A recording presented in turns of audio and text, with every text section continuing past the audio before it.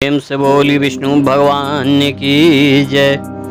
But पूर्णिमा का संपूर्ण व्रत कथा के बारे में जानते हैं। बिना व्रत कथा सुने पूजा अधूरा रहता है। बट पूर्णिमा का व्रत सुहागिनों महिलाओं अपने पति की लंबी आयु के लिए रखती है। इस दिन महिलाएं बट वृक्ष की पूजा अर्चना करती है और घर में सुख शांति की कामना करती है। बट पूर्णिमा व्रत के महिलाएं का इस कथा का पाठ भी करना चाहिए। संपूर्ण बट पूर्णिमा की व्रत कथा आप श्रोतागण आइए श्रवण करते हैं। देवी पार्वती जी ने कहा, हे देवताओं के भी देवता, जगत के पति शंकर भगवान, प्रभास क्षेत्र में स्थित ब्रह्मा जी की प्रिय जो सावित्री देवी हैं, उनका चरित्र आप मुझसे कहिए, जिससे उनके व्रत का महात्म्य हो और उनके संबंध का इतिहास हो, एवं जो स्त्रियां को पति व्रत को देने वाला, सौभाग्यदायक और महान उदय का करने वाला हो। तब शंकर भगवान ने कहा कि हे महादेवी, प्रभास क्षेत्र में स्थित सावित्री के आधार चरित्र को मैं तुमसे कहता हूँ। हे महेश्वरी, सावित्री स्थल नामक एक स्थान में राजकन्या सावित्री ने जिस प्रकार से उत्तम व्रत सावित्री व्रत का पालन किया, मध्य देश के एक धर्मात्मा, सभी प्राणियों के हित में तत्पर रहने वाला, राजधानी तथा राज्यों में रहने वाली प्रजाओं का प्रिय अवसपति नामक राजा था, जो कि क्षमाशील, शांति रहित, सत्यवादी और इंद्रियों को बस में रखने वाला था। एक समय वह राजा प्रभास क्षेत्र की यात्रा के निमित्त वहां पर आया और विधि पूर्वक यात्रा करता हुआ सावित्री के स्थल पर पहुंचा। वहां पर उस राजा ने अपने रानी के साथ इस व्रत को किया, जो सावित्री के नाम से सावित्री व्रत से प्रसिद्ध, सभी प्रकार की कामनाओं को पूर्ण करने वाला है। ब्रह्मा जी के प्रिय सावित्री देवी उस राजा पर प्रसन्न हुई। कमंडलू को धारण करने वाली वह सावित्री देवी दर्शन दे के बाद पुनः अदृश्य हो गई और बहुत दिनों के बाद उसी राजा को यहाँ देवी के समान रूप वाली कन्या के रूप में उत्पन्न हुई। सावित्री की प्रशंसा से प्राप्त तथा सावित्री की पूजा करने के बाद हुई। अतः राजा ने ब्राह्मणों की आज्ञा से अपनी उस कन्या का नाम भी सावित्री रखा। वह राजकन्या सावित्री साक्षात शरीर धारण की हुई लक्ष्मी के समान शोभित हो रही थी। धीरे धीरे सुकुमार अंगों वाली यौनावस्था को प्राप्त हुई, जिसके मध्य भाग सुंदर और नितंब भाग विस्तृत थे और स्वर्ण की प्रतिमा के समान दिखाई पड़ती थी। लोग उसे देखकर यही समझते थे कि यह कोई देव कन्या है। कमल के समान विशाल नेत्रों वाली एवं तेज से अग्नि के समान प्रज्वलित होती हुई वह सावित्री महर्षि भृगु द्वारा कहे हुए सावित्री व्रत को करने लगी, जिसके आरंभ में सुंदर वर्ण वाले उसे उपवास करके सिर से स्नान की हुई सावित्री देवता की प्रतिमा के पास जाकर अग्नि में हवन करके ब्राह्मणों को स्वस्ति वाचन कराया और उन ब्राह्मणों से अविष्ट पुष्पांजलि ग्रहण करके सखियों से घिरी हुई लक्ष्मी देवी के समान सुंदर रूप से सुशोभित हुई। ब्राह्मणों और राजकन्या समीप में जाकर पिता के चरणों में प्रणाम कर प्रथम प्राप्त पुष्पांजलि को निवेदित कर हाथ जोड़ कर राजा के पास में स्थित हुई। युवावस्था को प्राप्त हुई देखकर राजा ने उसके विषय में मंत्रियों से सलाह लेकर राजकन्या से कहने लगी, हे पुत्री, तुम्हें योग्य वर को देने का समय आ गया है। मुझसे कोई तुम्हारे तेज से घर्षित होकर तुम्हें मांगने के लिए भी नहीं आता और मैं भी विचार करने पर तुम्हारी आत्मा के अनुरूप वर को नहीं पा रहा हूँ। अतः हे पुत्री, देवताओं के निकट मैं जिस तरह निंदनीय न हूँ वैसा तुम करो। मैं धर्म शास्त्रों में पढ़ा और सुना भी है कि यदि पिता के गृह में रहती हुई विवाह के पहले जो कन्याएं राजो धर्म से युक्त हो जाती है, वह शूद्रा के समान समझी जाती है तथा उसके पति को ब्रह्म हत्या के समान पाप लगता है। इसलिए हे पुत्री, मैं तुमको भेज रहा हूँ कि तुम स्वयं अपने योग्य वर ढूंढ लो। वृद्ध मंत्रियों के साथ शीघ्र जाओ और मेरी बात को मानो। इसके बाद जैसा कहते हैं वैसा ही होगा। ऐसा कहकर सावित्री घर से निकलकर राज स्त्रियों के रम्य तपोवन की ओर चल पड़ी और वहां पहुंचकर मानवीय वृद्धजनों को प्रणाम कर सभी तीर्थों और आश्रम में जाकर पुनः मुनियों के साथ सावित्री अपने गृह पर आ गई और वहां पिताजी के समक्ष पवित्र देवर्षि नारद को बैठे हुए देख आसन पर बैठी हुई नारद जी को प्रणाम कर मुस्कुराते हुई जिस कार्य के लिए वन में गई थी सारी कथाएं उनसे कहने लगी। सावित्री बोली, हे देवर्षि नारद जी, स्वल्प देश में धर्मायुक्त दुत्मसेन नामक से विख्यात एक क्षत्रिय राजा है जो दैववश अंधे हो गए हैं। उस समय उनको छोटा सा एक बालक और उसकी माँ थी। ऐसा समय में अवसर पाकर उनका पूर्व बैरी रुक्मणी नामक एक सामंत राजा ने उनसे छीन लिया। अतः वह आयु दुर्मत सेन छोटे बच्चे के साथ लिए हुए अपनी स्त्री के साथ जंगल की ओर चल दिए। उनका वह पुत्र वन में ही बड़ा होकर धार्मिक सत्य बोलने वाला है। अतः अपने अनुरूप पति समझकर मैंने उसे मन से वरण कर लिया है। यह सुनकर नारद जी ने कहा, हे राजन, सावित्री ने यह बड़ा कष्टप्रद कार्य कर डाला।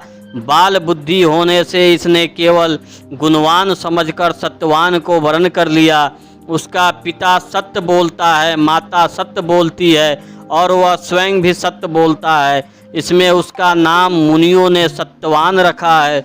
उसको नित्य अश्व घोड़े प्रिय और वह मिट्टी के घोड़े बनाया करता है तथा चित्रों में भी घोड़ा को लिखता रहता है। इससे उसे चित्वार्थ भी कहते हैं। सत्यवान दान और गुण में रंती देव के शिष्य हैं। ब्राह्मणों की रक्षा करने वाला और सत्यवादी तथा औशिनर शिवों के समान है। यतीत के समान उद्दार, चंद्रमा के समान देखने में प्रिय लगने वाला, रूप में दूसरे अश्विनी कुमार के समान और दुमत सेन के समान बलवान है। किंतु उसमें केवल यही एक दोष है, दूसरा कोई नहीं कि सत्यवान आज से ठीक 1 वर्ष पर छिन्न आयु हो जाने से देह त्याग कर देगा। इस प्रकार नारद जी की बात सुनकर राजकन्या सावित्री ने राजा से कहा, राजा लोग किसी से एक बार कोई बात कहते हैं, ब्रह्मवेता ब्राह्मण एक ही बार कहते हैं और एक ही बार कन्या दी जाती है। ये तीनों कर्म एक ही बार किए जाते हैं, बारंबार नहीं। दीर्घायु हो अथवा अल्पायु, गुणवान हो अथवा निर्गुण, वर को एक बार वरण कर लिया, अब दूसरे वर को वरण नहीं करूंगी। पहले मन में निश्चय करके बाद में उसी वाणी द्वारा प्रकट किया जाता है, पुनः उसके बाद कर्म द्वारा किया जाता है। इससे प्रत्येक कार्यों में मन को प्रमाण माना जाता है, अर्थात मन में विरुद्ध कार्य नहीं किया जाता है। नारद जी ने कहा, हे राजन, यदि आपको इष्ट हो तो अपनी पुत्री सावित्री का कन्यादान विनिग्रहता के साथ शीघ्र कर डालिए। ऐसा कहकर नारद जी ने आकाश मार्ग से स्वर्गलोक चले गए। उसके बाद राजा ने भी शुभ मुहूर्त के समीपवर्ती वेदे के प्रागामी ब्राह्मणों के द्वारा पुत्री सावित्री का विवाह संबंध सभी कार्य संपन्न किया और टंडवी सावित्री भी मनोभिलाषित उस सत्वान पति को पाकर ऐसी प्रसन्न हुई जैसे कोई पुण्यवान पुरुष स्वर्ग को प्राप्त कर प्रसन्न होता है। पुनः शिव जी पार्वती जी से कहते हैं, हे पार्वती, इस प्रकार उस आश्रम में उस समय रहते हुए उन सावित्री और सत्वान के कुछ समय व्यतीत हुए। उस समय केवल एक भारजा सावित्री ही ऐसी थी जिसके चित्त में रात दिन जो नारद की कही हुई बात थी उसकी याद बनी रहती थी। उसके बाद बहुत दिन बीत जाने पर वह समय मरण काल का आ गया कि जिसमें सत्यवान को मारना था। अतः सावित्री नारद की कही हुई मरण की तिथि को हृदय में गिनती हुई ज्येष्ठ मास के शुक्ल पक्ष की द्वादशी तिथि को सांझ काल में आज से चौथे दिन मेरे पति को मरना चाहिए, यह सोचकर 3 रात्रि तक निराहार व्रत रहने का उद्देश्य कर रखा। रात दिन आश्रम में स्थित रूप से रहने लगी। इसके बाद 3 रात्रि बीत जाने पर प्रातःकाल मरण तिथि वाले दिन स्नान कर देवताओं का तर्पण करने के बाद चारुहंसनी सावित्री ने सास ससुर का पाद वंदन किया। इसके बाद जब कुल्हाड़ी लेकर सतवान जंगल की ओर चला, तब जाते हुए अपने पति के पीछे पीछे सावित्री भी चल पड़ी।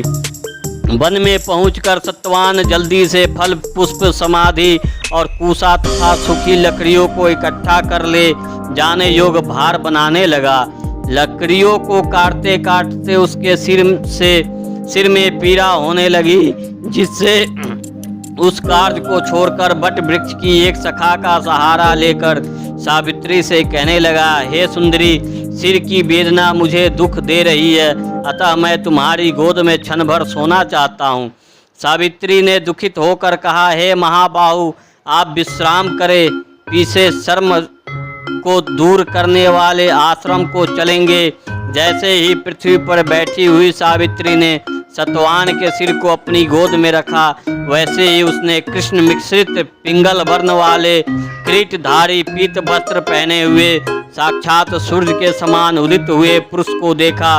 उसे देखकर सावित्री प्रणाम कर मधुर वचन में उसने कहने लगी, आप देवताओं अथवा दैत्यों में से कौन हैं जो मुझे धर्मच्युत करने के लिए आए हैं? मुझे अपने धर्म से उच्युत करने के लिए कोई समर्थ नहीं है, क्योंकि हे पुरुष श्रेष्ठ, मुझे धकती आग की लपट के समान ही समझिए। यमराज ने कहा, मैं सब प्राणियों के लिए भय संकर और कर्मानुसार उनका उचित दंड देने वाला यम हूँ। सो हे पतिव्रता सावित्री, समीप में पड़े हुए तुम्हारे इस पति की आयु समाप्त हो गई है। तुम्हारी पति की आयु समाप्त हो गई है, इसे यमदूत पकड़कर नहीं ले जा सकेंगे, इसलिए मैं स्वयं आया हूँ। ऐसा कहकर फांस को लिए हुए यमराज ने सतवान के शरीर से अंगुष्ठ मात्र शरीर वाले पुरुष जीवात्मा को बलपूर्वक निकाल लिया। इसके बाद पितृगण से सेवित यमपुरी के मार्ग की ओर चला शुरू किया, तो 12 रोह सावित्री भी उनके पीछे पीछे चली। यम ने पतिव्रता होने के नाते चलने में न थकती हुई उससे कहा, हे सावित्री, एक मुहूर्त हुआ तुम यहाँ तक मेरे साथ आ गई, अब लौट जाओ। हे विशाल नेत्रों वाली, कोई भी जीव बिना आयु समाप्त हुए इस यमपुरी के मार्ग पर नहीं आता। सावित्री ने कहा, आपके जैसा विशिष्ट पुरुष के साथ पति का अनुगमन करती हुई मुझे कभी भी शर्म या ग्लानि नहीं हो सकती। सज्जनों की गति सहारा एकमात्र सज्जन ही है, दूसरा नहीं। इस प्रकार स्त्रियों की गति उनका पति, वार्मसमों की गति वेद और शिष्य की गति गुरु है। इस पृथ्वी तल में सब प्राणियों के लिए स्थान है, किंतु स्त्रियों के लिए तो एकमात्र पति को छोड़कर दूसरा कोई आश्रय स्थान नहीं है। इस प्रकार से धर्म तथा अर्थ से भरे हुए सुंदर मधुर अन्य वाक्यों से भी सूर्यपुत्र यमराज ने प्रसन्न होकर सावित्री से यह बात कही। यमराज ने कहा, हे भामिनी, मैं तुमसे प्रसन्न हूँ, तुम्हारा कल्याण हो, तुम मुझसे वर मांगो। सावित्री ने भी विनय से सिर झुकाकर अपने लिए राज्य पाने का वर मांगा और अपने महात्म सौ के लिए देखने की शक्ति पाने की साथ साथ पुनः राज प्राप्ति एवं अपने पिता के लिए 100 पुत्रों तथा अपने लिए भी 100 पुत्र की प्राप्ति के लिए वर मांगा तथा पति के लिए पुनर्जीवन दान एवं निरंतर धर्म का सिद्धि प्राप्त करने का वरदान मांगा। इस प्रकार वर मांगने पर धर्मराज ने भी उसे अभिष्ट वर प्रदान कर वापस किया। इसके बाद सावित्री पति का जीवन नागन प्राप्त कर प्रसन्नचित होते हुई अपने पति के साथ शांति से अपने आश्रम को चली गई। उसी सावित्री ने ज्येष्ठ की पूर्णिमा के दिन इस सावित्री व्रत को किया था, जिसके प्रभाव से राजा सूसर को पुनः नेत्र की प्राप्ति हुई। उसके बाद उन्हें निष्कष्ट अपने देश तथा राज की प्राप्ति हुई और सावित्री के पिता को 100 पुत्र तथा सावित्री को भी 100 पुत्र प्राप्त हुए। इस प्रकार से सावित्री व्रत के संपूर्ण महात्म को मैंने तुमसे कह दिया।